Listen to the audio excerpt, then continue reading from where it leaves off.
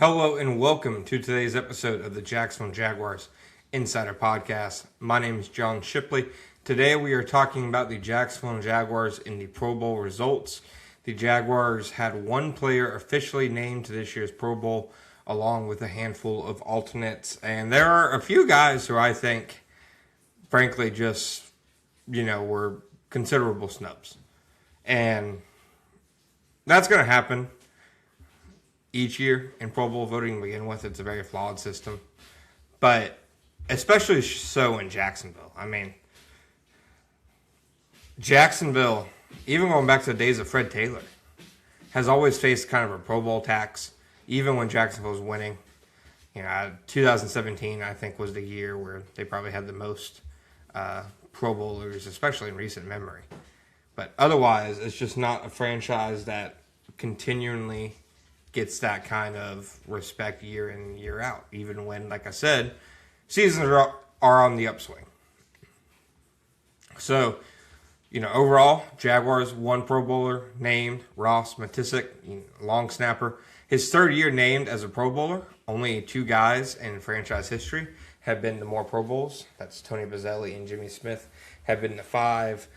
He is now tied with several other Jaguars at 3. And Matisic, I think, when you watch him play, you see why he's, kind of set a standard at the long snapper position. He's also been an AP All-Pro, second team All-Pro in recent years. I mean, he's just on a fantastic run these last few seasons. And he's, to me, what makes him, a rare player at the position is just the fact that he gives you an actual linebacker-like skill set on coverage teams.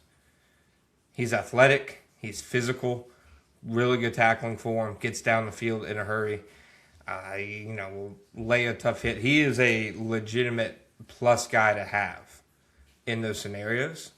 It helps them with the math on special teams, and he's a big reason why they've consistently had such a great special teams unit under Heath Farwell. And, kudos to Heath Farwell. In Jacksonville now has lots of Pro Bowlers, all pros under his resume as a coach since coming to Jacksonville under Doug Peterson 2022. Heath Farwell has done a fantastic job in Jacksonville. And he obviously is one of the people who stayed over from the last staff. I can tell you that there was a lot of interest in Heath Farwell. He's a well-respected guy. People have noticed how hard his special teams units consistently play. Like any good special teams coach, he does it with a kind of different group every year. This year, has some rookies making a big impact, some new guys who, weren't on the team previously making big impacts on special teams. I think that Heath Farwell's done a fantastic job. Ross Matisic's done a fantastic job. Very deserving of the Pro Bowl honor. Very big for his case. As really one of the best long snappers in football today, and 3 straight Pro Bowls, some All Pros in there. One of the best long snappers really of his, this decade and this era of football. As for the Jaguars who didn't, make it, they had several guys named as alternates. Devin Lloyd at linebacker, Travis Etienne at running back, Trevor Lawrence at quarterback, and Parker Washington as a return man. Like, Washington, I think he had a really good argument to make it as a returner, but the Titans, very talented rookie returner, obviously has made a big impact, and his numbers are just a smidge, above Washington's. They both have had multiple touchdowns, etc. But I definitely think Parker Washington's had a Pro Bowl-worthy returning season. Like, I think he's a snub in the sense that it's a shame his season won't be recognized in that way. But also, it's hard to argue against a guy that did get it. I feel very similar about the kicker position. I think, Cam Little has had an excellent second half of the season. His ability on long-range kicks, setting an NFL record. But if you're going to be in fairness and look at the full picture and what the numbers say, he, I think, is 85-ish% on field goals this year because of the rough stretch that he had up until the bye week. And then Cameron Dicker, has made like something 32 field goals, high 90s percentile. I mean, I think Cam Little, again, like Parker Washington, has had a Pro Bowl level season and deserves consideration. But I also think that it's hard to argue against, Cam Dicker. Devin Lloyd, I think they missed on that one. I think if you're looking at the totality of the impact plays and what they have done for their team in terms of leading to winning plays, winning moments, winning games,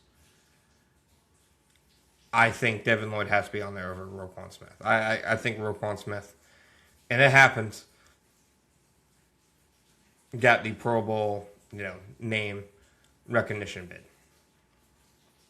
The Devin Lloyd, I mean, the big difference between them is obviously Roquan Smith is a household name, has been a Pro Bowl several times in his career, as opposed to, Devin Lloyd's a former first-round pick, etc.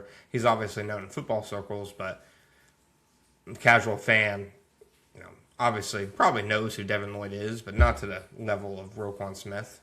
And that's to no fault of Lloyd's.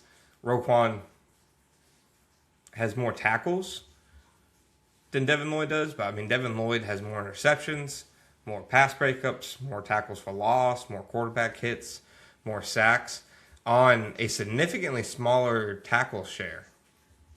Devin Lloyd has made a significantly bigger impact this season than Roquan Smith has. And, I understand each guy, has different responsibilities, plays different roles, etc. But I'm of the belief that, Devin Lloyd was a legitimate snub. Azeez Al-Shaair, I understand selecting him in terms of, I think, he's had an excellent season, but Jordan Brooks also probably should have been on this. So I think Jordan Brooks and Devin Lloyd would have been better selections as opposed to Al-Shaair and Roquan Smith. And I think, both of them, Al-Shaair especially, I mean, I know the relationship between him and Jaguars fans, but he is, on the grass, really productive player, really good player. You look beyond Devin Lloyd, though, and I think the biggest and most egregious one is leaving out Josh Hines-Allen. Now, it on the surface, 7 sacks, etc. Most of these guys, they name 6 edge rushers, having double-digit years. I get that. I 100% get that. The guy they named, though, as the 6th guy was T.J. Watt. T.J. Watt, like Josh Hines-Allen, has 7 sacks this season. According to Next Gen Stats, and I know they've played a different number of games. I'm aware of that. I know that obviously Watt is going, through something serious right now and won't have the same, snap count games played as Hines-Allen. But Hines-Allen has 71 pressures, and he has 41. And Hines-Allen has a pressure rate of about 15%, and Watts is 9.8%. If they're not going to put Hines-Allen in there, that's one thing. But if you're going to put Watt in there, there's no argument for him over Hines-Allen. And purely because, he's T.J. Watt, that's why he's going to make a lot of these teams, and that's what happened this season. Lastly, Trevor Lawrence. I think you can make a legit argument for him over Justin Herbert. He has really similar numbers to Josh Allen in a lot of ways, but I think that Allen, obviously what he does for Buffalo, kind of gets impacted into his vote. And it's hard because I think Herbert's had a Pro Bowl level year too, but I think what Trevor Lawrence has done has been more impressive on a week-to-week basis. And, I mean, the fact that, Herbert's doing this for a team that went to the playoffs last year.